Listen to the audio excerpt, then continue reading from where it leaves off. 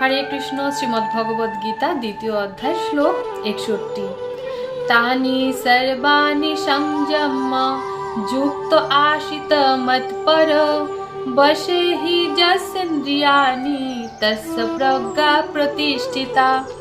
অনুবাদ: যিনি তার ইন্দ্রিয়গুলিকে সম্পূর্ণরূপে সংযত করে আমার প্রতি উত্তম ভক্তিপরায়ণ হয়ে তার ইন্দ্রিয়গুলিকে সম্পূর্ণরূপে বশীভূত করেছেন, তিনি স্থিতিপ্রজ্ঞ।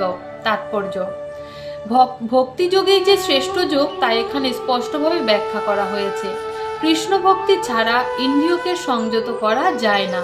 ইতিপূর্বে উল্লেখ করা হয়েছে, মহাতেজস্বী দুর্বাসা মুনি অকারণে মহারাজ অম্বরীশের প্রতি ক্রুদ্ধ হয়ে তার ইন্দ্রিয় সংযম হারিয়ে ফেলেছিলেন।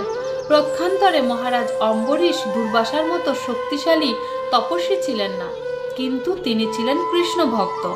অন্তরে ভগবানের ধ্যানে মগ্ন থেকে তিনি দুর্বাসার সমস্ত অত্যাচার ও অপমান নীরবে সহ্য করেছিলেন এবং তার ফলে তার জয় হয়েছিল।